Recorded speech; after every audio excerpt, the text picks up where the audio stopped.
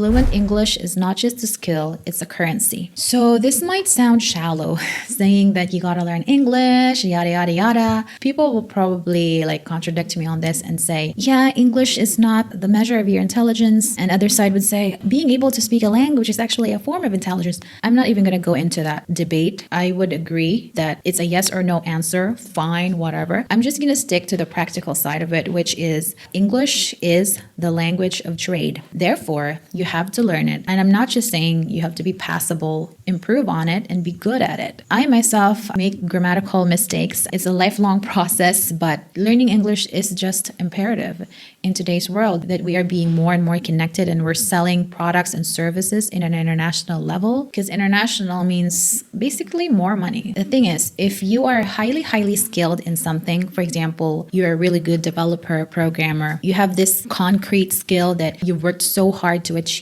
and learn in school. The problem is if you don't speak fluent English, you're going to be limited. People will probably still hire you, but you're not going to be probably as desirable, because the fact remains that in business and employment, it is important to have great communication skills to market yourself. Even if you're not in the marketing field, make no mistake, you are still marketing yourself when you're looking for a job. And the prerequisite for effectively doing that is learning the language of trade, which happens to be English. And now you might be asking, how do I even improve my English? I am afraid to say that there's not really any secret to it. It's just a series of repetition and probably a little bit of desperation to learn the language. Some people are more skilled than others when it comes to language learning, but if you're bad at it, it's still not impossible, and be at a decent level. The best way I would recommend to learn English is expose yourself to English media, because you're going to be dealing with them. And second, you have to have an output, which means you have to do the speaking yourself. Practice with a partner or record yourself and just try to speak on different subjects. You can even use ChatGPT with this. Ask ChatGPT to give you assignments. It will ask you questions about specific subjects. You answer it